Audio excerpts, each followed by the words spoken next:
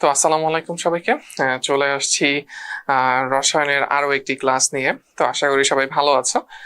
তো আজকে হচ্ছে রসায়নের আজকে আমরা কোনটা পড়বো, সপ্তম অধ্যায়। সেটা হচ্ছে কি, নাম হচ্ছে রাসায়নিক বিক্রিয়া। তো রাসায়নিক বিক্রিয়া চ্যাপ্টারে আমরা রসায়নের কি কি ধরনের বিক্রিয়া সংঘটিত হয় এবং কিভাবে সংগঠিত হয় সেটা জানবো, এবং একটা পদার্থ কিভাবে চেঞ্জ হয় সেটা সম্পর্কে জানবো। তো আমরা যেটা প্রথমেই পাবো এই চ্যাপ্টারে, সেটা হচ্ছে গিয়ে ভাইয়া কি, পদার্থের পরিবর্তন।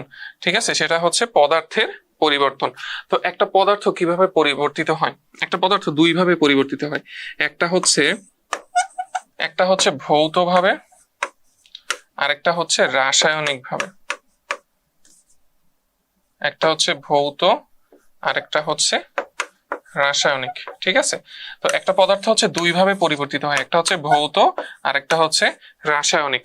ঠিক আছে, আমরা এখানেও দেখতে পাচ্ছি একটা হচ্ছে ভৌত প্রক্রিয়া আর একটা হচ্ছে রাসায়নিক প্রক্রিয়া। ঠিক আছে, বা রাসায়নিক পরিবর্তন। তো ভৌত পরিবর্তন জিনিসটা আসলে কি? ভৌত পরিবর্তন জিনিসটা হচ্ছে যেই পদার্থে শুধুমাত্র বাহ্যিক রূপটাই চেঞ্জ হয়। ঠিক আছে, একটা পদার্থ আমার আছে, সেটা শুধুমাত্র বাহ্যিক রূপটাই চেঞ্জ হবে, কিন্তু সেটার আণবিক যে সংকেত বা যেটা দ্বারা সে গঠিত হয়েছে এই পদার্থটা, সেটা কখনো চেঞ্জ হবে না। তো সেটা কি, ধরো আমরা প্রথমে ভৌত পরিবর্তনটা সম্পর্কে জানবো, যে যদি কোনো পদার্থের অভ্যন্তরীণ রাসায়নিক গঠনে কোনো পরিবর্তন না ঘটে, শুধু বাহ্যিক অবস্থার পরিবর্তন ঘটে, শুধুমাত্র বাহ্যিক অবস্থার পরিবর্তন ঘটে, তাকে ভৌত পরিবর্তন বলে। ঠিক আছে, তাহলে আমরা যদি একটা উদাহরণ চিন্তা করি ভৌতের ক্ষেত্রে গিয়ে H2O। ঠিক আছে, H2O যখন কঠিন আকারে থাকে, যখন সে কঠিন, তখন কি সে বলতো, তখন সে বরফ। ঠিক আছে, আচ্ছা, কিন্তু সেই সংকেতটা কিন্তু H2O, মানে পানি। আচ্ছা, যখন সে তরল, তখন সে পানি, পানি সংকেত কি H2O। আবার যখন সে গ্যাস, তখন জলীয় বাষ্প। ঠিক আছে, জলীয় বাষ্প, তখনও তার সংকেতটা কি, তখনও তার সংকেতটা হচ্ছে H2O। ঠিক আছে, তো আমরা বলতে পারি যে ভৌত অবস্থার পরিবর্তন, এটা একটা উদাহরণ আমরা বলতেই পারি যে আমাদের অভ্যন্তরীণ গঠন কিন্তু, পানির অণুর গঠন কিন্তু H2O, সেটা কিন্তু সেম বা একই আছে, কিন্তু সেটার যে অভ্যন্তরীণ যে বাহ্যিক গঠন, সেটা এক এক সময় এক এক রকম। যে এক এক সময় সেটা কঠিন বা বরফ, এক সময় সে যেটা তরল বা পানি, এক সময় সে জলীয় বাষ্প বা যেটা গ্যাস, তার কিন্তু বাহ্যিক অবস্থা চেঞ্জ হচ্ছে, বাট অভ্যন্তরীণ কোনো কিছুর পরিবর্তন ঘটে না। এখানে যে পানির উদাহরণটাই দিছে। তো এরপরে রাসায়নিক পরিবর্তন। ঠিক আছে, তো রাসায়নিক পরিবর্তন জিনিসটা আসলে কি, এটার যে আমার এটার অভ্যন্তরীণ পরিবর্তনটাও সংগঠিত হবে, যে যেখানে পদার্থের অভ্যন্তরীণ পরিবর্তনটাও সংগঠিত হয়, এবং সেখানে পুরোপুরি একটা নতুন বা ভিন্ন ধর্মী কোনো একটা পদার্থের সৃষ্টি হবে।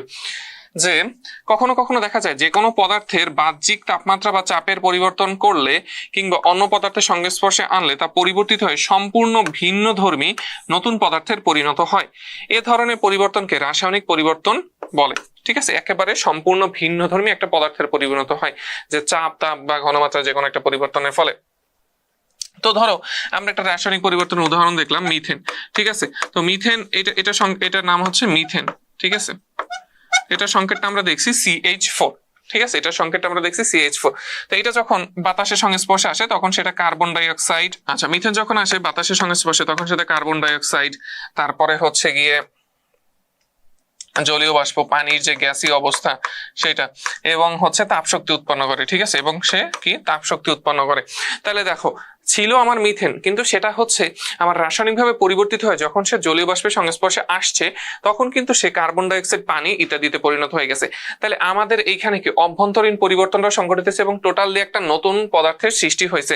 সেটা কি, সেটা একটা কার্বন ডাই অক্সাইড, যেটা বাষ্পাকারে উড়ে যায়, যেটা পানি, সেটাও বাষ্পাকারে উড়ে যায়, বা আমাদের যেটা জলীয় বাষ্প সেটা বাষ্পাকারে উড়ে যায়। তাহলে বোঝা গেছে যে আমাদের এইখানে পুরোপুরিটাই, এই যে এইখানে দেওয়া আছে মিথেন, যে মিথেনের সংকেত থেকে আমরা বুঝতে পারবো যে এটা গিয়ে একটা রাসায়নিক ভাবে পরিবর্তনে সংঘটিত হয়। যে এখানে দেওয়া আছে মিথেন আর অক্সিজেনের বিক্রিয়ায় কার্বন ডাই অক্সাইড আর পানি উৎপন্ন হয়। ঠিক আছে, আরো এরকমের বিক্রিয়া আছে, যেমন ক্যালসিয়াম কার্বনেটের সাথে তুমি যদি হাইড্রোক্লোরিক অ্যাসিড দাও, তাহলে কি কি উৎপন্ন হবে? Calcium chloride, carbon die oxide, আর পানি উৎপন্ন হবে। ঠিক আছে, তো দেখো ক্যালসিয়াম কার্বনেট যেটা সলিড, সেটা হয়ে গেছে কি ক্যালসিয়াম ক্লোরাইড লিকুইড হয়ে গেছে, তারপর কার্বন ডাই অক্সাইড গ্যাস হয়ে গেছে, আমাদের যেগুলা ছিল সেগুলো আসলে কিছুই নেই, নতুন পদার্থ সৃষ্টি হয়েছে। ঠিক আছে, এখন আসো যে আমাদের রাসায়নিক বিক্রিয়ার কিছু শ্রেণী বিভাগ আছে। তো প্রথমেই হচ্ছে রাসায়নিক বিক্রিয়ার দিকের উপর ভিত্তি করে, যে আমরা দিক বলতে কি বোঝাই, যে ধরো আমরা যেটা গত ক্লাসে শিখেছি যে হাইড্রোজেন প্লাস ক্লোরিন, ঠিক আছে, হাইড্রোক্লোরিক অ্যাসিড, এটা প্লাস এটা মাইনাস। আচ্ছা, তো এই যে হাইড্রোক্লোরিক অ্যাসিড যেটা তৈরি হলো, আমরা এই যে একটা টান দিছি না, এটাই হচ্ছে রাসায়নিক বিক্রিয়ার দিক। তো এই রাসায়নিক বিক্রিয়ার দিক দুই রকমের হতে পারে, একটা হচ্ছে একমুখী বিক্রিয়ার আর একটা হচ্ছে দ্বিমুখী বিক্রিয়া। একটা হচ্ছে একমুখী বিক্রিয়া আর একটা হচ্ছে দ্বিমুখী বিক্রিয়া বা উভমুখী বিক্রিয়া। একমুখী বিক্রিয়া যে কি, যে এইখানে শুধুমাত্র বিক্রিয়ক থেকে উৎপাদ উৎপন্ন হবে। একমুখী বিক্রিয়া, একমুখী বিক্রিয়া কি হবে, শুধুমাত্র বিক্রিয়ক থেকে উৎপাদ উৎপন্ন হবে। ঠিক আছে, আর উৎপাদ থেকে কোনো বিক্রিয়ক উৎপন্ন হবে না। ঠিক আছে, জাস্ট হচ্ছে এই যে এই দুইটা বিক্রিয়ক, এই বিক্রিয়ক থেকে জাস্ট উৎপাদ। ঠিক আছে, এটা হচ্ছে একমুখী। এটা কিসের উদাহরণ, এটা হচ্ছে একমুখীর উদাহরণ। যে রাসায়নিক বিক্রিয়ায় বিক্রিয়ক পদার্থগুলো উৎপাদে পরিণত হয় কিন্তু উৎপাদ পদার্থগুলো পুনরায় বিক্রিয়কে পরিণত হয় না, তাকে একমুখী বিক্রিয়া বলে। ঠিক আছে, যে বিক্রিয়কগুলো উৎপাদে পরিণত হচ্ছে বাট উৎপাদ বিক্রিয়কে পরিণত হয় না। আচ্ছা, তো দেখো এখানে উদাহরণ কি আছে, যে ক্যালসিয়াম কার্বনেট সলিড, এটা যদি তুমি তাপ দাও, ক্যালসিয়াম অক্সাইড আর কার্বন ডাইঅক্সাইড উৎপন্ন হয়েছে। এখন কার্বন ডাইঅক্সাইড তো গ্যাস, এটা তো উড়ে চলে যাবে না, কার্বন ডাইঅক্সাইড তো গ্যাস, এটা তো উড়ে চলে যাবে, শুধুমাত্র থাকবে কি ক্যালসিয়াম অক্সাইড। এখন শুধুমাত্র ক্যালসিয়াম অক্সাইড, এইটা এই ক্যালসিয়াম অক্সাইড কি, এটা হচ্ছে চুন। এটা হচ্ছে কি, এটা হচ্ছে চুন। ক্যালসিয়াম অক্সাইড কি, ক্যালসিয়াম অক্সাইড হচ্ছে চুন। তো এই যে চুন, এই চুন তো হচ্ছে শুধুমাত্র ক্যালসিয়াম কার্বনেটে পরিণত হতে পারবে না, ওর সাথে কার্বন ডাইঅক্সাইড দরকার আছে। এখন কার্বন ডাইঅক্সাইড তো গ্যাস, উড়ে চলে গেছে, তার মানে কি ক্যালসিয়াম অক্সাইড আর ক্যালসিয়াম কার্বনেটে রূপান্তরিত হতে পারবে, হতে পারবে না। ঠিক আছে, তো এটা হচ্ছে একমুখী। আর উভমুখী বিক্রিয়া কি, যে তোমার হচ্ছে বিক্রিয়ক থেকে উৎপাদ উৎপন্ন হবে, আবার উৎপাদ থেকেও বিক্রিয়ক উৎপন্ন হবে। যেমন হচ্ছে আমরা একটু উদাহরণ দেই, যে হাইড্রোজেন প্লাস আয়োডিন,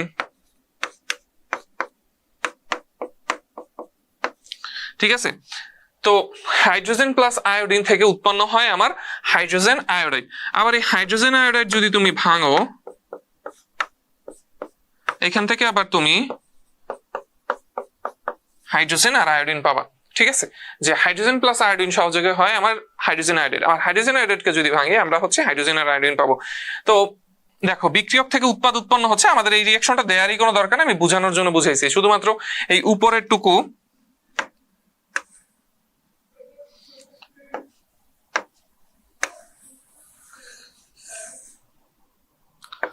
শুধুমাত্র এই উপরের টুকু পড়লেই হবে। ঠিক আছে, নিচের টুকুর দরকার নাই। তো এতটুকু আমাদের দেখলেই হবে যে এইখান থেকে এটা উৎপন্ন হয়েছে। এখন আসো মাঝখানে যে এই যে যে টানটা, ঠিক আছে, এই যে টানটা, এটা কি আগে কখনো দেখছো? হ্যাঁ, এই যে আগে যে টানটা, এটাকে আগে কখনো দেখছো যে এরকম ভাবে হয়? ঠিক আছে, এরকম ভাবে হয়। দেখো, এইটা মানে কি, যে আমার বিক্রিয়ক থেকে উৎপাদ উৎপন্ন হয়েছে, এর জন্য আমার এই যে এই টানটা, এইটা তুমি ফুল দিবা না, এরকম দিবা। আবার এইটা হচ্ছে উৎপাদ থেকে বিক্রিয়ক উৎপন্ন হয়েছে, তো এই টানটা তুমি এইভাবে দিবা। ঠিক আছে, কিভাবে দিবা, যে বিক্রিয়ক থেকে যখন উৎপাদ উৎপন্ন হয়, খাতায় লিখে বলো, বিক্রিয়ক থেকে যখন উৎপাদ উৎপন্ন, এইভাবে এইটার নিচে সেম এতটুকু ডিস্টেন্স রাখা উৎপাদ থেকে বিক্রিয়ক, এরকম ভাবে হয়। ঠিক আছে, বিক্রিয়ক থেকে উৎপাদ, উৎপাদ থেকে বিক্রিয়ক, তাহলে এই যে এই টানটা দ্বারা আমরা বুঝি এটা একটা উভমুখী বিক্রিয়া। ঠিক আছে, যে যে রাসায়নিক বিক্রিয়ায় বিক্রিয়ক পদার্থ বিক্রিয়া করে উৎপাদে পরিণত হয়, আবার উৎপাদ পদার্থগুলো বিক্রিয়া করে পুনরায় বিক্রিয়ক পদার্থে পরিণত হয়, এই ধরনের রাসায়নিক বিক্রিয়াকে উভমুখী বিক্রিয়া বলে। উভমুখী বিক্রিয়া বিক্রিয়ক উৎপাদ বিক্রিয়ক থেকে উৎপাদ হওয়ার পরে বিক্রিয়াকে সম্মুখমুখী বিক্রিয়া এবং উৎপাদ থেকে বিক্রিয়ক পরিণত হওয়াকে বিক্রিয়াকে পশ্চাৎমুখী বা বিপরীতমুখী বিক্রিয়া বলে। এই যে আমার হাইড্রোজেন আর আয়োডিন মিলে আমার কি তৈরি হয়েছে, হাইড্রোজেন আয়োডাইড তৈরি হয়েছে।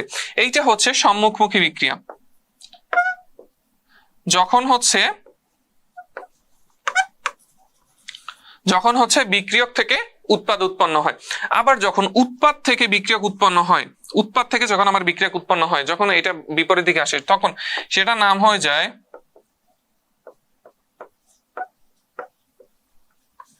পশ্চাৎমুখী। ঠিক আছে, বিক্রিয়ক থেকে উৎপাদ সম্মুখমুখী, উৎপাদ থেকে বিক্রিয়ক পশ্চাৎমুখী। তো এতটুকু মনে রাখলে হবে। এখানে যেমন দেওয়া আছে ইথানলের সাথে ইথানোয়িক অ্যাসিড, ঠিক আছে, এটার সাথে হাইড্রোজেন হাইড্রোক্লোরিক অ্যাসিড প্রভাবক হিসেবে দিছি, সেখান থেকে উৎপন্ন হয়েছে ইথাইল ইথানয়েড এস্টার আর হচ্ছে পানি। এখন এই পানি আর ইথাইল ইথানয়েড এস্টার যদি আমরা এটার সাথে আবার মিক্স করি তাহলে এই ইথানল আর ইথানোয়িক অ্যাসিড উৎপন্ন হবে। তাহলে দেখো এই উৎপাদ মানে বিক্রিয়ক আর দুই বিক্রিয়ক মিলে উৎপন্ন হয়েছে আমার দুইটা উৎপাদ, আবার এই দুইটা থেকে উৎপাদ থেকে আমার এই দুইটা বিক্রিয়ক আমরা ইজিলি পাবো। ঠিক আছে, আচ্ছা এখন আসো আমরা একটা পড়লাম রাসায়নিক বিক্রিয়ার প্রকারভেদের মধ্যে যে বিক্রিয়ার দিকের উপরে ভিত্তি করে একমুখী নাকি উভমুখী। ঠিক আছে, এখন আসো বিক্রিয়ার তাপের উপরে ভিত্তি করেও আমরা এটাকে দুই ভাবে ভাগ করতে পারি। যে রাসায়নিক বিক্রিয়ার শ্রেণী বিভাগকে আমরা হচ্ছে দিকের উপরে ভাগ করলাম দুইটা, এখন হচ্ছে তাপের উপরে। একটা হচ্ছে কি তাপ উৎপাদী আর একটা হচ্ছে তাপহারী।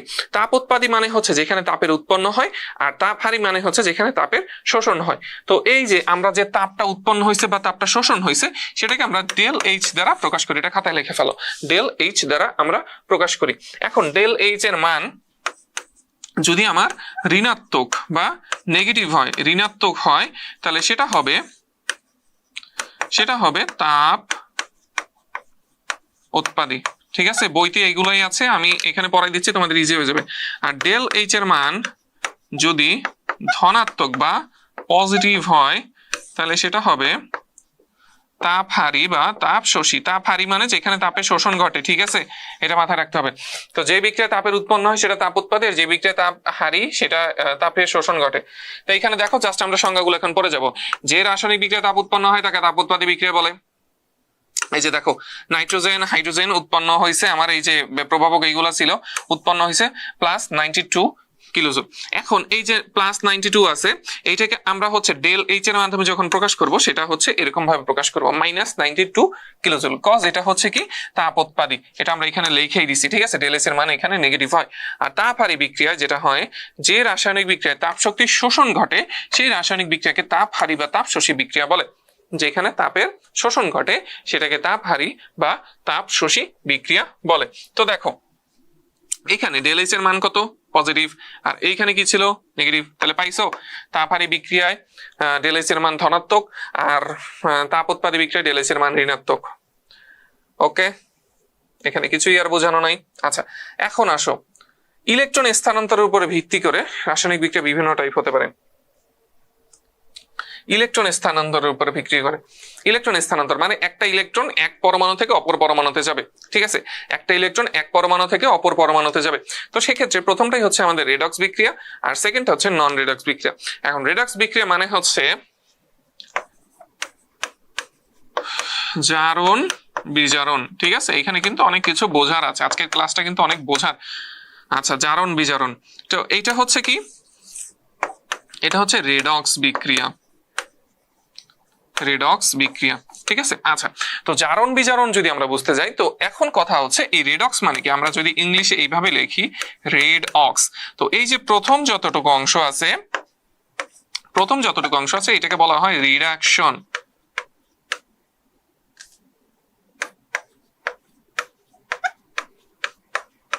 এটাকে বলা হয় কি ভাইয়া, এটাকে বলা হয় রিডাকশন। আর এই যে OX আছে সেটাকে বলা হয় অক্সিডেশন। আর এই যে রিডাকশন সেটা মানেই হচ্ছে, রিডাকশন মানে হচ্ছে বিজারণ, আর অক্সিডেশন মানে হচ্ছে জারণ। ঠিক আছে, তাহলে আমরা বুঝছি রেডক্স মানে কি, এই জিনিসটা তো এখন ক্লিয়ার। রেডক্সের প্রথম রেডে হচ্ছে রিডাকশন মানে বিজারণ, আর অক্সি মানে অক্সিডেশন মানে জারণ। তার রেডক্স বিক্রিয়া মানেই হচ্ছে আমরা কি বলতে পারি ভাইয়া, জারণ বিজারণ বিক্রিয়া বলতে পারি। আচ্ছা এখন আসো জারণ বিক্রিয়াটা আসলে কি। মনে রাখবা জারণ মানে হচ্ছে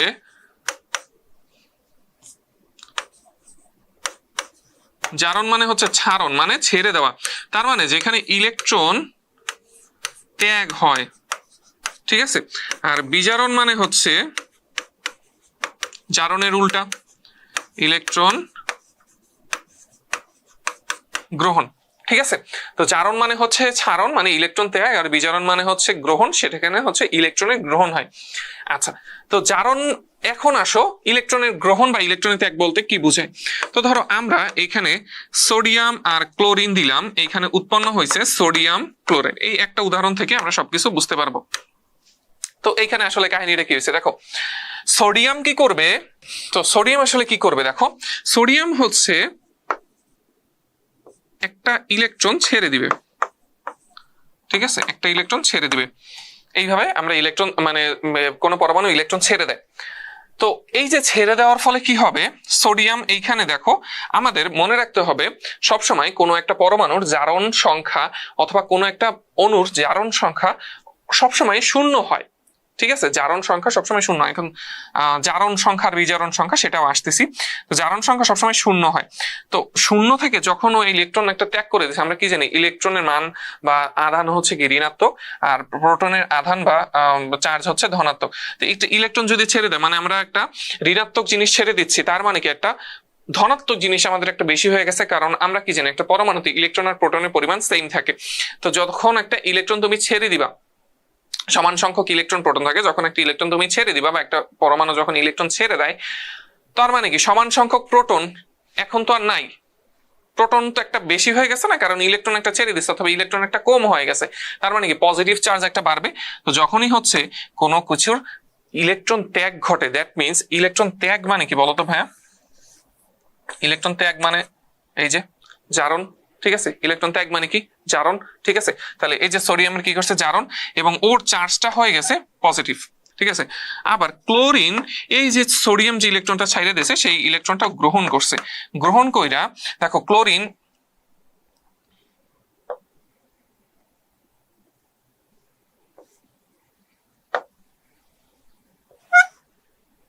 দেখো ক্লোরিন কিন্তু এখানে অণু হিসেবে বা পরমাণু হিসেবে আছে। তো পরমাণু বা অণুর জারণ সংখ্যা হয় বা জারণ মান হয় কত, 0। কিন্তু ও যখনই একটা ইলেকট্রন গ্রহণ করছে দ্যাট মিনস কি ওর প্রোটনের থেকে ইলেকট্রনের পরিমাণটা বাইরে গেছে, দ্যাট মিনস হচ্ছে ঋণাত্মক চার্জ বাইরে গেছে, এর জন্য ক্লোরিন হয়ে গেছে কি ঋণাত্মক, ঠিক আছে, ক্লোরিন হয়ে গেছে ঋণাত্মক। তো এই যে পজিটিভ আর নেগেটিভ একে অপরকে আকর্ষণ করবে, যখন একটা সোডিয়াম হচ্ছে একটা ইলেকট্রন ত্যাগ করছে, ক্লোরিন একটা ইলেকট্রন গ্রহণ করছে, তাহলে এই যে ত্যাগ আর গ্রহণের ফলেই হচ্ছে আমাদের সোডিয়াম ক্লোরাইড উৎপন্ন হয়েছে, ঠিক আছে। আশা করি এটা বুঝতে পারছো। আচ্ছা, তো এখানে বলছে যে তার রেডক্স বিক্রিয়া মানে কি একটা জারণ বিজারণ বিক্রিয়া, ঠিক আছে। তো রেডক্স বা রেড অক্সিডেশন শব্দের প্রথম অংশ হচ্ছে অক্স, এখানে এগুলো বলছে যে দেখো জারণ বিজারণ বিক্রিয়া কি হয়, যেমন আমাদের হচ্ছে এই যে সোডিয়ামের কি ঘটছিল, সোডিয়াম হচ্ছে ইলেকট্রন ত্যাগ করছে, যে এক অর্ধাংশে বিক্রিয়ক ইলেকট্রন ত্যাগ করে যাকে জারণ অর্ধ বিক্রিয়া বলে, অপর অর্ধাংশে অন্য একটা বিক্রিয়ক ইলেকট্রন গ্রহণ করে যাকে বিজারণ অর্ধ বিক্রিয়া বলে, ঠিক আছে, যাকে বিজারণ অর্ধ বিক্রিয়া বলে। উল্লেখ্য যে জারণ বিজারণ বিক্রিয়ায় যে বিক্রিয়কটি ইলেকট্রন ত্যাগ করে তাকে আচ্ছা আচ্ছা এই জিনিসটা আমি বুঝাইনি। তো জারণ বিজারণ বিক্রিয়ায় যে ইলেকট্রন ত্যাগ করার প্রক্রিয়াকে বলা হয় জারণ, আর ইলেকট্রন গ্রহণ করার প্রক্রিয়াকে বলা হয় বিজারণ। এখন মোস্ট ইম্পর্টেন্ট জিনিস, সেটা তোমরা অনেক মানে গোলমাল পাকাবা, অনেক কিছু হবে, তাও মনে রাখতে হবে যে যার জারণ ঘটে, কি বলছি, যার জারণ ঘটে, যে সোডিয়ামের জারণ ঘটছিল না, তাহলে সোডিয়াম হয়ে যাবে, সোডিয়ামকে বলবে বিজারক পদার্থ। সোডিয়াম হচ্ছে কি বিজারক পদার্থ, ঠিক আছে, সোডিয়াম হচ্ছে বিজারক পদার্থ। ক্লোরিনের বিজারণ ঘটে, দ্যাট মিনস ও হচ্ছে জারক পদার্থ। তাইলে এখন বুঝছো যে বিজারক পদার্থ কি, বিজারক পদার্থের জারণ ঘটে, এগুলো মাথায় রাখতে হবে, ঠিক আছে। বিজারক পদার্থের জারণ ঘটে, আর জারক পদার্থের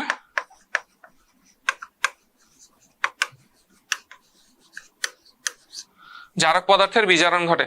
তাহলে বিজারক পদার্থের জারণ ঘটে আর জারক পদার্থের বিজারণ ঘটে, এটুকু মনে রাখলে হবে যে জারণ বিজারণ বিক্রিয়া যে বিক্রিয়কটি ইলেকট্রন ত্যাগ করে তাকে যা বিজারক পদার্থ বলা হয়, আর যে বিক্রিয়কটি ইলেকট্রন গ্রহণ করে তাকে জারক পদার্থ বলা হয়। আশা করি বুঝতে পারছো। দেখো যে এই যে সোডিয়াম আর ক্লোরিন বিক্রিয়ায় যে সোডিয়াম ইলেকট্রন ত্যাগ করছে, সুতরাং সোডিয়াম হচ্ছে কি বিজারক পদার্থ, অপরদিকে ক্লোরিন ইলেকট্রন গ্রহণ করছে, তাই ক্লোরিন হচ্ছে কি জারক পদার্থ। সবাই বুঝতে পারছো আশা করি। আচ্ছা, এখন হচ্ছে জারণ সংখ্যা, আচ্ছা, জারণ সংখ্যা মানে তুমি কি বুঝতেছো যে জারণ কইরা কয়টা ইলেকট্রন ত্যাগ করছে এবং ওর চার্জ কয়টা হচ্ছে, এইটাই কি জারণ সংখ্যা? ধরো হচ্ছে আমরা একটু আগে যে উদাহরণটা দিয়েছি, সোডিয়াম থেকে সোডিয়াম প্লাস উৎপন্ন যেটা হয়েছে, একটা ইলেকট্রন গ্রহণ করছে, একটা ইলেকট্রন ত্যাগ করছে, তাহলে এইটা কি ওর জারণ সংখ্যা? হ্যাঁ এক্স্যাক্টলি ওর জারণ সংখ্যা, এটা ওর জারণ সংখ্যা। তাহলে সোডিয়ামের এখানে জারণ সংখ্যা কত? এখানে জারণ সংখ্যা হচ্ছে কত? +1। আবার ক্লোরিন একটা ইলেকট্রন গ্রহণ করে, এটা হয়েছে, তাহলে এইটা কি? এটা কি ওর বিজারণ সংখ্যা? তাহলে ওর কোনো জারণ সংখ্যা নাই? ভাইয়া বিজারণ সংখ্যা এক্সিস্টই করে না, বিজারণ সংখ্যা বলতে কিছু নাই, সবই জারণ সংখ্যা। তাহলে কি ভাইয়া যাদের জারণ ঘটে তাদেরই জারণ সংখ্যা আছে, যাদের বিজারণ ঘটে তাদের কোনো জারণ সংখ্যা বা বিজারণ সংখ্যা নাই? অবশ্যই আছে, যাদের বিজারণ ঘটে তাদেরও জারণ সংখ্যাই হয়। তাহলে জারণ সংখ্যা যে শুধুমাত্র যাদের জারণ ঘটে তাদের ক্ষেত্রেই হবে না, যাদের বিজারণ ঘটে তাদের ক্ষেত্রেও হবে। তাহলে জারণ সংখ্যা জিনিসটা আসলে কি? এইখানে ক্লোরিনের জারণ সংখ্যা কত? -1। তাহলে জারণ সংখ্যা জিনিসটা কি? জারণ সংখ্যা জিনিসটা হচ্ছে, মনে রাখবা, এটা কোনো জারণ বিজারণের সাথে মানে শুধুমাত্র জারণের সাথে সম্পর্কিত না, এটা হচ্ছে জারণ বিজারণ বিক্রিয়ার পরে যেই চার্জটা আমার উৎপন্ন হয় বা যেই চার্জটা আমার থাকে সেইটাকে বলা হয় তার জারণ সংখ্যা। ঠিক আছে, দেখো দেখো কোনো অণু বা যৌগমূলকের মধ্যে অবস্থিত পরমাণুগুলোর কোনোটি ইলেকট্রন ছেড়ে দেওয়ার আবার কোনোটি ইলেকট্রন গ্রহণ করার প্রবণতা দেখায়। অণু বা যৌগমূলকগুলোর মধ্যে অবস্থিত কোন পরমাণুর ইলেকট্রন ছাড়ার প্রবণতাকে ধনাত্মক চিহ্নযুক্ত একটা সংখ্যা দিয়ে, যে এই যে আমাদের ইলেকট্রন যে ছাড়ছে এটাকে একটা ধনাত্মক সংখ্যা দ্বারা আমরা প্রকাশ করছি, আবার ইলেকট্রন গ্রহণ করার প্রবণতাকে ঋণাত্মক চিহ্নযুক্ত সংখ্যা দিয়ে প্রকাশ করা হয়, যে গ্রহণ করার জন্য আমরা ঋণাত্মক সংখ্যা দিছি।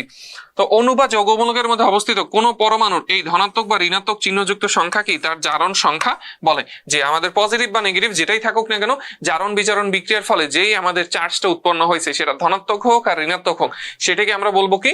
জারণ সংখ্যা। তো জারণ সংখ্যা নির্ণয়ের কিছু আছে। দেখো আমি কি বলছিলাম যে কোন পরমাণুর জারণ সংখ্যা 0, আবার কোন অণুর জারণ সংখ্যা 0।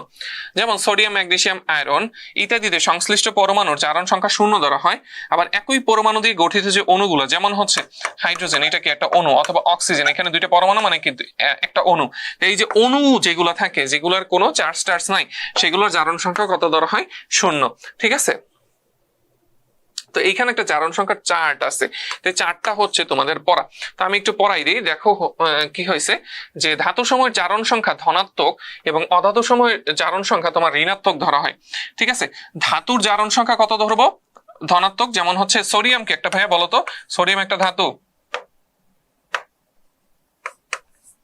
সোডিয়াম কিন্তু একটা ধাতু, আর ক্লোরিন কিন্তু একটা অধাতু। তাহলে ম্যাক্সিমাম টাইমে ধাতুর জারণ সংখ্যা +1 আর অধাতুর জারণ সংখ্যা -1, সরি এই যে +1 আর -1 অধাতু। ঠিক আছে, সরি +1 আর -1। আবার যেমন নিরপেক্ষ পরমাণু বা অণুর ক্ষেত্রে হচ্ছে গিয়ে জারণ সংখ্যা 0 ধরা হয়। ঠিক আছে, নিরপেক্ষ, যেটার কোনো চার্জ টার্জ নাই। আচ্ছা, নিরপেক্ষ যৌগে, একটা যৌগের জারণ মান কিন্তু অলওয়েজ 0 হয়। যেমন সোডিয়াম ক্লোরাইড, এটার সোডিয়ামের +1, ক্লোরিনের -1, কিন্তু প্লাসে মাইনাসে কত হয়ে যায়? 0 হয়ে যায়। ঠিক আছে, +1 আর -1 যোগ করলে কত হবে? 0 হবে। ঠিক আছে, যে নিরপেক্ষ পরমাণু সমূহের বা যৌগে পরমাণু সমূহের জারণ মান কত ধরা হয়? 0 হয়। আধান বিশিষ্ট আয়নে পরমাণু সমূহের মোট জারণ সংখ্যা আধানের সমান হয়। যে দেখো আমরা কি পাইছি, যে সোডিয়ামের প্লাস, তার মানে ওর জারণ সংখ্যা প্লাস। তার মানে কি, যে সালফেটের দেখো এখানে -2, সালফেটের কত ভাইয়া? সালফেটের হচ্ছে -2, এর জন্য হচ্ছে এখানে -2 এর জারণ সংখ্যা। অ্যামোনিয়াম আয়ন +1, এটার -1। আচ্ছা, তারপর হচ্ছে ক্ষার ধাতু সমূহের জারণ সংখ্যা +1। ক্ষার ধাতু মানে কি? গ্রুপ 1। গ্রুপ 1-এ কে থাকে? সোডিয়াম থাকে, কিন্তু ওর জারণ কিন্তু অলওয়েজ +1 হবে। যেমন পটাশিয়াম গ্রুপ 1 +1। ঠিক আছে, আচ্ছা, মৃৎক্ষার ধাতু সমূহের জারণ সংখ্যা +2 ধরা হয়। মৃৎক্ষার ধাতু মানে কি? যেগুলো হচ্ছে ক্যালসিয়াম, ম্যাগনেসিয়াম, এগুলো সবই হচ্ছে কি মৃৎক্ষার ধাতু। যে ক্যালসিয়াম, ম্যাগনেসিয়াম, এগুলো সবই জারণ সংখ্যা হচ্ছে কত? +2।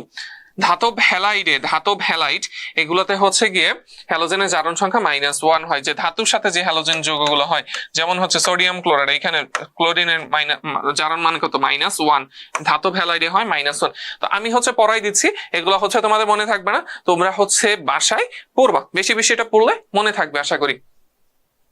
তারপরে হচ্ছে অধিকাংশ যৌগে হাইড্রোজেনের জারণ সংখ্যা +1 হয়, কিন্তু ধাতব হাইড্রাইডে হাইড্রোজেনের জারণ সংখ্যা -1 হয়।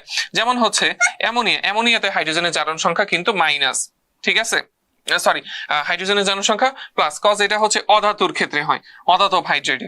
আর যদি ধাতব হাইড্রেট হয়, যেমন লিথিয়াম অ্যালুমিনিয়াম হাইড্রেট, এখানে লিথিয়ামও ধাতু, অ্যালুমিনিয়ামও ধাতু, তো সেই ক্ষেত্রে হাইড্রোজেনের জারণ মান হয়ে যাবে -1, ঠিক আছে। তো অক্সিজেনের জারণ সংখ্যা কিন্তু ম্যাক্সিমাম টাইমে হয় -2, কত হয় -2 হয়, ম্যাক্সিমাম টাইম -2 হয়। কিন্তু যখন হচ্ছে পার অক্সাইড চলে আসে, পার অক্সাইডের সংকেত কি ভাইয়া, H2O2, তো H2O2 তে অক্সিজেনের জারণ মান হয় -1, ঠিক আছে, H2O2 তে অক্সিজেনের জারণ মান হয় -1। আর সুপার অক্সাইড যেমন হচ্ছে KO2, ঠিক আছে, KO2 কিন্তু একটা সুপার অক্সাইড, তো KO2 তে অক্সিজেনের জারণ মান হচ্ছে -1/2, কত ভাইয়া, -1/2। এখন আসো, একটা যৌগের কোন একটা পরমাণুর যদি জারণ মান হিসাব করতে যাই, তাহলে সেটা আমরা কিভাবে হিসাব করব, ঠিক আছে। তো ধরো এখানে আমাদের কোন একটা যৌগ দিছে, দেখো পটাশিয়াম পারম্যাঙ্গানেট, তো এইখানে হচ্ছে ম্যাঙ্গানিজের জারণ মানটা কত, এটা আমাদের বের করতে হবে, ঠিক আছে। তো আমরা এখানে দুইটার জারণ মান কিন্তু অলরেডি জানি। যেমন পটাশিয়াম কি একটা ক্ষার ধাতুর আন্ডারে পড়ে, এটা কি একটা ক্ষার ধাতু, তাহলে ক্ষার ধাতু জারণ মান কত, +1। অক্সিজেন, ঠিক আছে, এটা তো কোনো পার অক্সাইডে না, সুপার অক্সাইডে না, দ্যাট মিন্স ওর জারণ মান কত, -2। এখন অক্সিজেন আছে কয়টা, 4টা, তাহলে -2 এর সাথে 4 গুণ। জারণ মান হিসাব করতে গেলে তোমার যে কয়টা পরমাণু থাকে, সেই কয়টা পরমাণু দিয়ে তার জারণ মানকে গুণ দিলেই তুমি বের করতে পারবা। একটা হচ্ছে +1 আর একটা হচ্ছে, এখন আমরা যেটা বের করব, যেটা ম্যাঙ্গানিজের বের করব, ওর জন্য আমরা এটা X ধরবো, এটা কত ধরবো, X ধরবো। তাহলে আমরা কি বলছি, যে জারণ মান যদি তুমি হিসাব করতে চাও, প্রত্যেকটার যে জারণ মান আছে ওইটা দ্বারা ওর যে কয়টা পরমাণু আছে সেটা তুমি গুণ দিবা, গুণ দিয়া সবগুলোর সাথে যোগ দিয়ে দিবা, যে সবগুলোর মাঝখানে কিন্তু আমরা যোগ দিয়ে দিতেছি। দেখো +1 প্লাস হচ্ছে যে ম্যাঙ্গানিজে আমরা যেটা ধরছি X, সেটা প্লাস হচ্ছে অক্সিজেনের যেটা জারণ মান। এখন আমরা একটা যৌগের জারণ মান কত জানি ভাইয়া, 0, নিরপেক্ষ যৌগ সময়ের জারণ মান কত, 0। তাহলে এই যে জারণ মানের যে যোগফল, এটা অবশ্যই 0 হইতে হবে, অবশ্যই। আচ্ছা, বা +1 প্লাস, আমাদের 1 এর আগে তো আর প্লাস দেওয়ার দরকার নেই, 1 প্লাস X, এটা দেখো 4 দুগুণে 8, এখন কি মাইনাস আছে না, তা প্লাসে মাইনাসে কি হবে, -8 ইকুয়ালস টু 0। অতএব বা অতএব লেখার দরকার নেই, x ইকুয়ালস টু, না এইখানে x -7 ইকুয়ালস টু 0, কজ এই যে -8 আর +1 এর কথা হয় -7, অতএব x ইকুয়ালস টু +7। তাহলে এইখানে ম্যাঙ্গানিজের জারণ মান কত ভাইয়া বলো তো, অতএব ম্যাঙ্গানিজের জারণ মান কত, +7। তাহলে আশা করি সবগুলো এরকমই ধরে ধরে তোমরা বের করতে পারবা, ঠিক আছে। এখানে হচ্ছে অক্সিজেন -7, বাকি যে প্র্যাকটিস গুলো আছে এগুলো সব তোমাদের, ঠিক আছে। এই যে এইগুলা পরের ক্লাসে কিন্তু জিজ্ঞেস করবো সবাই করছো কিনা, তো এইগুলো হচ্ছে তোমাদের বাসার কাজ, এইখান থেকে কিন্তু প্র্যাকটিস করতে হবে, এগুলো কিন্তু পরীক্ষা আসে, কিন্তু অনেক ইম্পর্টেন্ট। এই যে স্টার মার্ক করে দিলাম, এগুলো কিন্তু অনেক ইম্পর্টেন্ট, ঠিক আছে। আশা করি সবাই বুঝতে পারছো। আচ্ছা, এরপরে আসো, এইটা থেকে কিন্তু একটা কোশ্চেন আসে, সেটা কত মার্কের কোশ্চেন আসে, যে 2 মার্কসের কোশ্চেন আসে, 2 মার্কস, 2 মার্কসের কোশ্চেন, যে জারণ বিজারণ একটি যুগপৎ বিক্রিয়া, ব্যাখ্যা করো।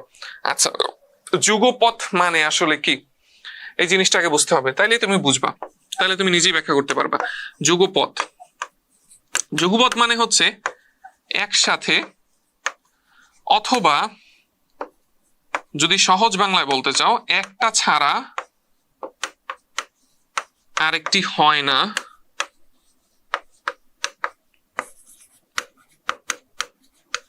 ঠিক আছে, অথবা তুমি আরেকটা লিখতে পারো যে জোড়া। তাহলে এটা হচ্ছে আর বাংলা মিনিং, যুগপৎ মানে হচ্ছে বাংলা মিনিং, যে একসাথে অথবা একটা ছাড়া আরেকটা হয় না, অথবা জোড়া। তো জারণ বিজারণ বিক্রিয়ার ক্ষেত্রে দেখো, আমরা জাস্ট একটা উদাহরণ দিয়ে এটাকে বুঝাই দিব। দেখো,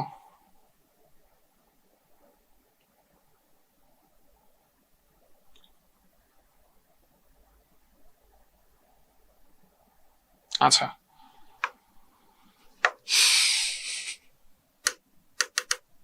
আচ্ছা, তো দেখো আমরা যদি ওই যে সোডিয়াম আর ক্লোরিন এটার হিসাব করি, দেখো তো সোডিয়ামের কি করছিল ভাইয়া, জারণ, দ্যাট মিনস হচ্ছে কি ও একটা ইলেকট্রন ত্যাগ করছিল, ঠিক আছে। সোডিয়ামের কি করছিল, জারণ, ইলেকট্রন ত্যাগ করছে। ক্লোরিনের ঘটছে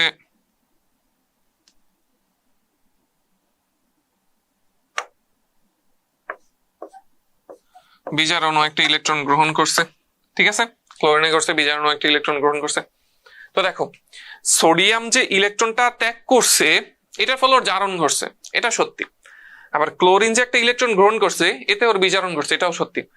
এবং ওদের এই যে ইলেকট্রন ত্যাগ গ্রহণের ফলে সোডিয়াম প্লাস হয়েছে, ক্লোরিন মাইনাস হয়েছে, এটার ফলে একটা সোডিয়াম ক্লোরাইড যৌগ গঠিত হয়েছে। আচ্ছা, তো দেখো সোডিয়াম যদি ইলেকট্রনটা, আচ্ছা আগে ক্লোরিন ক্ষেত্রে করি, ক্লোরিন যদি ইলেকট্রনটা গ্রহণ না করতো তাহলে কি সোডিয়াম কি ত্যাগ করার প্রবণতা দেখাইতো? দেখাইতো না। আবার যদি সোডিয়াম ইলেকট্রনটা ত্যাগ না করতো তাহলে কি ক্লোরিন এটা গ্রহণ করার প্রবণতা দেখাইতো? দেখাইতো না। তাহলে দেখো ক্লোরিনের জন্য সোডিয়াম ত্যাগ করতেছে অথবা সোডিয়ামের জন্য ক্লোরিন গ্রহণ করতেছে, তার মানে কি একটা আরেকটার উপর নির্ভরশীল না, অর্থাৎ কি একটা ছাড়া আরেকটা হচ্ছে না। যে ক্লোরিন যদি না থাকতো তাহলে সোডিয়াম ইলেকট্রন ত্যাগ করতে পারতো না, আবার যদি সোডিয়াম না থাকতো ক্লোরিন ইলেকট্রন গ্রহণ করে সোডিয়াম ক্লোরাইড যৌগ গঠন করতে পারতো না। তাহলে একটা কি আরেকটার সাথে রিলেটেড না? একটা জারণ ঘটার ফলে আরেকটা বিজারণ হচ্ছে, অথবা আরেকটার বিজারণের জন্য আরেকটার জারণ হচ্ছে। কি বলছি, যে একটা জারণ হওয়ার ফলে, যে সোডিয়ামের জারণ হওয়ার ফলে ক্লোরিনের বিজারণ হচ্ছে, অথবা ক্লোরিনের বিজারণের জন্য সোডিয়ামের জারণ হচ্ছে। তাহলে একটা কি আরেকটার সাথে রিলেটেড, অর্থাৎ কি একসাথে হচ্ছে, অথবা একটা ছাড়া আরেকটা হচ্ছে না, অথবা এটা জোড়ায় জোড়ায় হচ্ছে, যে সোডিয়ামের সাথে ক্লোরিন একটা জোড়ায় জোড়ায় হচ্ছে। তার মানে এইটা কি একটা যুগপৎ বিক্রিয়া, আমরা এটা বলতেই পারি তিনটা শর্ত মানছে। বুঝছো? তাহলে জারণ বিজারণ যে একটা যুগপৎ বিক্রিয়া সেটা বুঝছো? আচ্ছা, এই যে এখানে বলছে, এখানে স্পষ্টত যে সোডিয়াম আর ক্লোরিনের ক্ষেত্রে, যে এখানে স্পষ্টত জারণে বিজারক পদার্থ মানে সোডিয়াম ইলেকট্রন ত্যাগ করছে, অপরদিকে বিজারণে জারক পদার্থ অর্থাৎ ক্লোরিন ইলেকট্রন গ্রহণ করছে। যদি এই যে এতটুকু কিন্তু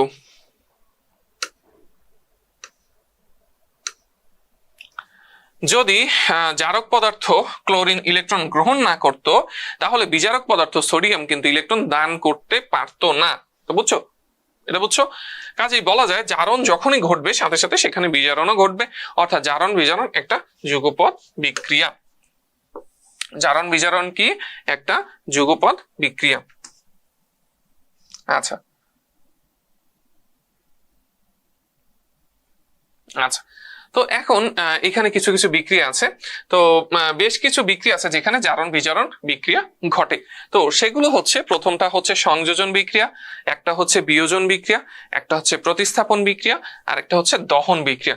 তো একেবারে সোজা জিনিসগুলো, একেবারে সোজা, আমি একবার একবার করে বলে যাবো, সবাই আশা করে বুঝে যাবা। সংযোজন বিক্রিয়া জিনিসটা কি, যে দুই বা ততোধিক যৌগের মিলনের ফলে একটা বা দুই বা ততোধিক যৌগের মানে দুই বা ততোধিক যদি বিক্রিয়ক থাকে, বিক্রিয়া করে যদি একটা মাত্র যৌগ উৎপন্ন করে বা একটা মাত্র উৎপাদ উৎপন্ন হয়, ঠিক আছে। যে জারণ বিজারণ বিক্রিয়ায় দুই বা ততোধিক রাসায়নিক পদার্থ পরস্পরের সাথে যুক্ত হয়ে একটি মাত্র উৎপাদ উৎপন্ন করে, যে দুই বা ততোধিক রাসায়নিক পদার্থ পরস্পরের সাথে যুক্ত হয়েছে, যুক্ত হইয়া একটা মাত্র উৎপাদ উৎপন্ন করছে, তাকে সংযোজন বিক্রিয়া বলে। যেমন হচ্ছে ফেরাস ক্লোরাইডের সাথে যদি আমরা ক্লোরিন দেই, ফেরাস ক্লোরাইডের সাথে যদি ক্লোরিন দেই, যে কি বলছে ফেরাস ক্লোরাইড, আচ্ছা ফেরাস ক্লোরাইডের দরকারই নেই, সোডিয়াম আর ক্লোরিন কয়টা বিক্রিয়ক, দুইটা বিক্রিয়ক না, উৎপন্ন হয়েছে কয়টা পদার্থ, একটা, এটা কিন্তু একটা সংযোজন বিক্রিয়া, ঠিক আছে, এটা কিন্তু একটা সংযোজন বিক্রিয়া। বুঝতে পারছো? আচ্ছা, তারপরে হচ্ছে বিয়োজন বিক্রিয়া, যে যেখানে একটা যৌগ ভাঙা দুইটা বিক্রিয়ক পদার্থ উৎপন্ন হবে, বা একটা উৎপাদ ভাঙা বা একটা বিক্রিয়ক একটা থাকবে সেটা ভাঙা বা দুইটা উৎপাদ উৎপন্ন হবে। যে বিক্রিয়ায় একটা যৌগ ভেঙে একাধিক যৌগ বা মৌলে উৎপন্ন হয় তাকে বিয়োজন বিক্রিয়া বলে। যেমন হচ্ছে ফসফরাস পেন্টাক্লোরাইড PCl5 যদি ভাঙে আমরা PCl3 আর ক্লোরিন পাবো। অথবা তুমি যদি হাইড্রোজেন আয়োডাইডের কথাই চিন্তা করো, আমরা একটু আগে যেটা দিছিলাম এটা কিন্তু একটা বিক্রিয়ক, সেখান থেকে উৎপন্ন হয়েছে হাইড্রোজেন প্লাস আয়োডিন। দেখো যে একটা বিক্রিয়ক ভাঙা আমার দুইটা উৎপাদ উৎপন্ন হয়েছে, এটা হচ্ছে একটা বিয়োজন বিক্রিয়া। প্রতিস্থাপন বিক্রিয়া কি? যে প্রতিস্থাপন বিক্রিয়া হচ্ছে যে এইখানে হচ্ছে একটা অধিক সক্রিয় থাকবে আর একটা কম সক্রিয় থাকবে, একটা অধিক সক্রিয় বিক্রিয়ক থাকবে আর একটা কম সক্রিয় বিক্রিয়ক থাকবে। তো অধিক সক্রিয় বিক্রিয়ক কি করবে, যে কম সক্রিয় বিক্রিয়কটাকে তোমার প্রতিস্থাপন করে ওই জায়গায় যে তোমার বসবে। যে দেখো কোন অধিক সক্রিয় মৌল বা যৌগমূলক অপর কোন কম সক্রিয় মৌল বা যৌগমূলককে প্রতিস্থাপন করে। ঠিক আছে, যে একটা অধিক সক্রিয় মৌল বা যৌগমূলক একটা কম সক্রিয় মৌল বা যৌগমূলককে প্রতিস্থাপন করে নতুন যৌগ উৎপন্ন করার প্রক্রিয়াকে প্রতিস্থাপন বিক্রিয়া বলে। বুঝছো? যে কোন অধিক সক্রিয় যৌগ বা যৌগমূলক যদি অপর কোন কম সক্রিয় যৌগ বা যৌগমূলককে তোমার হচ্ছে প্রতিস্থাপন করে নতুন যৌগ উৎপন্ন করে, তো সেই প্রক্রিয়াটাকে বলা হয় প্রতিস্থাপন। যেমন হচ্ছে আমরা ডিরেক্ট এখানে চলে যাই জিঙ্ক আর সালফিউরিক অ্যাসিড। তো জিঙ্ক আর হাইড্রোজেন এটার মধ্যে সবচেয়ে সক্রিয় কি বলতো? জিঙ্ক অবশ্যই সক্রিয়, এটার পাওয়ার বেশি। তো জিঙ্ক কি করবে, হাইড্রোজেনকে প্রতিস্থাপন করে জিঙ্ক সালফেট উৎপন্ন করবে। তাহলে অধিক সক্রিয় ধাতু কম সক্রিয় ধাতুকে প্রতিস্থাপন করছে, বা অধিক সক্রিয় মৌল কম সক্রিয় মৌলকে প্রতিস্থাপন করতে পারছে। এরপর হচ্ছে দহন বিক্রিয়া। দহন বিক্রিয়া কি? যেখানে হচ্ছে অক্সিজেনের উপস্থিতিতে কোনো যৌগ পুড়ে নতুন যৌগ উৎপন্ন করে। ঠিক আছে, যে কোন মৌল বা যৌগকে বাতাসের অক্সিজেনের উপস্থিতিতে পুড়িয়ে তার উপাদান মৌলের অক্সাইডে পরিণত করার প্রক্রিয়াকে দহন বিক্রিয়া বলে। কি বলছে, যে কোনো মৌল বা যৌগকে যদি তুমি বাতাসের অক্সিজেনে পুরাও, তাহলে যে তার যে উপাদান মৌল থাকবে সেই উপাদান মৌলের অক্সাইডে পরিণত করার প্রক্রিয়াটাকে বলা হয় দহন বিক্রিয়া। যেমন হচ্ছে মিথেন আর অক্সিজেন যদি তুমি এটা বাতাসের মানে অক্সিজেনের সংস্পর্শে পুরাও, কি কি মিথেন আর অক্সিজেন যদি তুমি এটা করো, তাহলে এই যে কার্বনের সাথে অক্সিজেনে মিলিত হয়ে কার্বন ডাইঅক্সাইড উৎপন্ন হবে। মানে মিথেন এখন পুইরা গেছে, মিথেন পুইরা কার্বন ডাইঅক্সাইড উৎপন্ন করছে, পানি উৎপন্ন মানে কি গ্যাস জলীয় বাষ্প আর কি তাপ উৎপন্ন করছে। ঠিক আছে,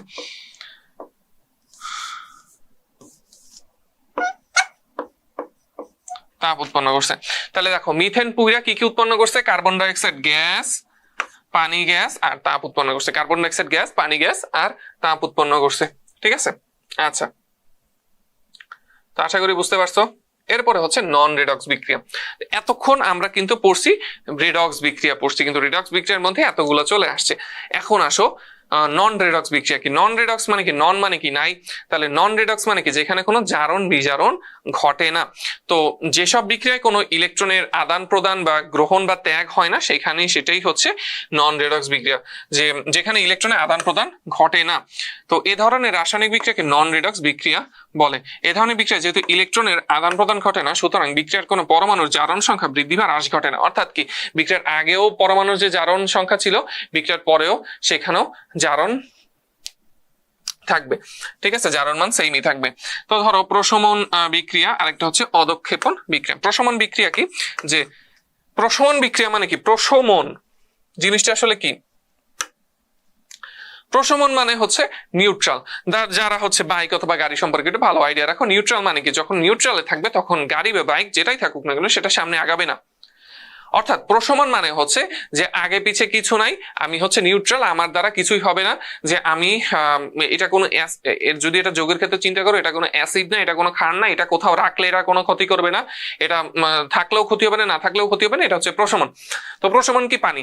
পানি তুমি হচ্ছে কোথাও যদি ঢেলেও দাও, কোনো একটা পদার্থ ভিজে যাবে, হ্যাঁ ওইটার ক্ষতি হইতে পারে, বাট হচ্ছে ওইটাকে তুমি পুরাই ফেলবে না। কিন্তু একটা অ্যাসিডকে তুমি যদি ওখানে ঢালো, ওই বস্তুটাকে তো ক্ষতি করবে, ওই জায়গাটাকেও নষ্ট করবে, পুরাই ফেলবে, ওখানে হাত দেওয়া যাবে না। বাট পানিতে তো হাত দেওয়া যায়। আচ্ছা, ক্ষার কি? বেশি ক্ষারীয় বস্তু হইলে কি হবে বলতো? যে তোমার পায়ের হাতের ক্ষতি হবে, পায়ের ক্ষতি হবে। ঠিক আছে, এগুলো ক্ষতি হয়, বাট পানির ক্ষেত্রে তো এটা হয় না। তাহলে প্রশমন জিনিসটা হচ্ছে যে এটার কোনো রিয়াকশন নাই। ঠিক আছে, তাহলে প্রশমন বিক্রিয়া জিনিসটা কি? যেখানে অ্যাসিড ও ক্ষার মিলিত হয়। অ্যাসিড এবং ক্ষারের কিন্তু অনেক রিয়াকশন আছে। অ্যাসিড এবং ক্ষার মিলিত হয়, অর্থাৎ একটা সবল অ্যাসিড এবং একটা সবল ক্ষার মিলিত হয় যদি লবণ ও পানি উৎপন্ন করে, সেটাকে বলা হয় প্রশমন বিক্রিয়া। যে একটা অ্যাসিড ও একটা ক্ষার পরস্পরের সাথে বিক্রিয়া করে প্রশমিত হয়ে লবণ ও পানি উৎপন্ন করে। ঠিক আছে, অ্যাসিড ও ক্ষার মিলিত হয়ে লবণ ও পানি উৎপন্ন করে, এই বিক্রিয়াকে প্রশমন বিক্রিয়া বলা হয়। এ ধরনের বিক্রিয়াকে অ্যাসিড ক্ষার বিক্রিয়াও বলা হয়, প্রশমন বিক্রিয়া বলা হয়, অথবা অ্যাসিড ক্ষার বিক্রিয়াও বলা হয়। যেমন হাইড্রোক্লোরিক ও সোডিয়াম হাইড্রোক্সাইড পরস্পরের সাথে বিক্রিয়া করে সোডিয়াম ক্লোরাইড লবণ ও পানি উৎপন্ন করে। যে একটা অ্যাসিড ও ক্ষার পরস্পরের সাথে বিক্রিয়া করে কি উৎপন্ন করছে ভাইয়া? লবণ ও পানি উৎপন্ন করছে। এই বিক্রিয়াকে প্রশমন বিক্রিয়া বলে। এই ধরনের বিক্রিয়াকে অ্যাসিড ক্ষার বিক্রিয়াও বলা হয়। আচ্ছা, এতটুকু আমরা বুঝছি। তো হাইড্রোক্লোরিক অ্যাসিড আর সোডিয়াম হাইড্রোক্সাইড পরস্পরের সাথে যদি আমরা মিলিত হয়,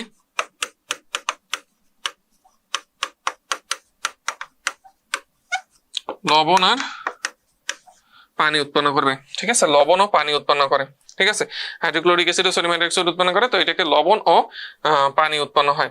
তো প্রশমন বিক্রিয়ায় সর্বদাই একটা তাপ উৎপন্ন হয়। সেই তাপকে অবশ্যই আমরা ডেল এইচ দ্বারা প্রকাশ করব। ঠিক আছে, তো ডেল এইচ এর মান কত?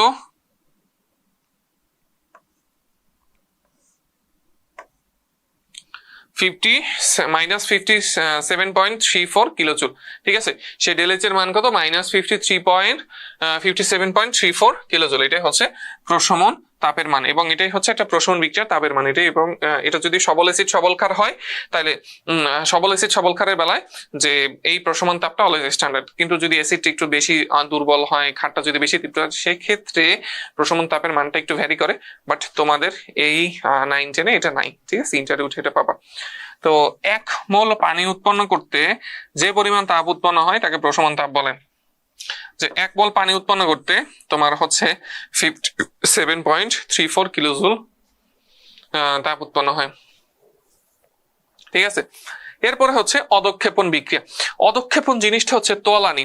যারা হচ্ছে ছোটবেলায় ওই যে ঝাঁকানি দেওয়া ওষুধগুলো দেখছো, যে হচ্ছে নিচে কিন্তু গুঁড়া গুঁড়া থাকে, উপরে পানি থাকে, ঝাঁকান দিলে হচ্ছে মিলে যায়, ওই যে নিচে যে গুঁড়া গুঁড়া থাকে ওইটাকে বলা হয় অদক্ষেপণ। ঠিক আছে, অথবা প্রিসিপিটেশন। তো অদক্ষেপণ জিনিসটা আসলে কি? যখন হচ্ছে একটা দ্রাবকের মধ্যে তুমি দুইটা পদার্থ দিবা, যে কোনো একটা পদার্থ তোমার হচ্ছে, আমরা ধরলাম যে কোনো একটা পদার্থ অনেক বেশি দ্রবণীয় আর একটা পদার্থ কম দ্রবণীয়। ঠিক আছে, তাহলে যেটা বেশি দ্রবণীয় সেটা তাড়াতাড়ি ওইটা মিশে যাবে এবং ওইটার কোনো অস্তিত্ব থাকবে না, ওটা দ্রাবকের সাথে বা পানির সাথে মিশে যাবে। আর যেটা কম দ্রবণীয় সেটা কিন্তু মিশতে পারবে না, সেটা হচ্ছে নিচে কিছু তলানি আকারে জমা থাকবে। তো ওই যে তলানি আকারে যেটা জমা থাকে সেটাই হচ্ছে অদক্ষেপণ। আর যে রিয়াকশন গুলো ঘটতেছে এটাকে বলা হয় অদক্ষেপণ বিক্রিয়া।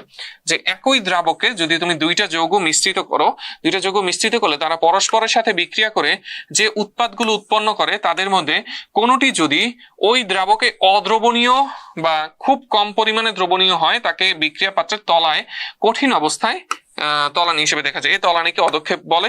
আর যে বিক্রিয়ায় দ্রবণীয় বিক্রিয়ক পদার্থ বিক্রিয়া করে অদ্রবণীয় কঠিন উৎপাদে পরিণত হয় তাকে অদক্ষেপণ বিক্রিয়া বলে।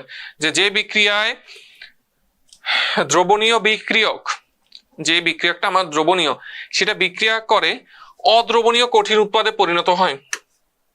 দ্রবণীয় বিক্রিয়কটা বিক্রিয়া করছে, বিক্রিয়া করে যেই পদার্থটা পাইছে সেটা আবার অদ্রবণীয়, সেটা আবার নিচে তলানি হিসেবে জমা থাকবে, সেটাকে বলা অদক্ষেপণ বিক্রিয়া। যেমন হচ্ছে আমরা যদি একটু উদাহরণ দেখি, যে সোডিয়াম ক্লোরাইড জলীয় দ্রবণের মধ্যে যদি আমরা সিলভার নাইট্রেট জলীয় দ্রবণ যোগ করলে তাদের মধ্যে বিক্রিয়া ঘটে, ফলে সিলভার ক্লোরাইড এবং সোডিয়াম নাইট্রাইট কি বলছে, যে সোডিয়াম ক্লোরাইডের মধ্যে যদি তুমি সিলভার নাইট্রেট জলীয় দ্রবণ দাও, তাহলে থেকে সেখান থেকে কি কি উৎপন্ন হবে ভাইয়া? সিলভার ক্লোরাইড, যে সোডিয়াম নাইট্রেট আর সোডিয়াম ক্লোরাইড আর সিলভার নাইট্রেট না,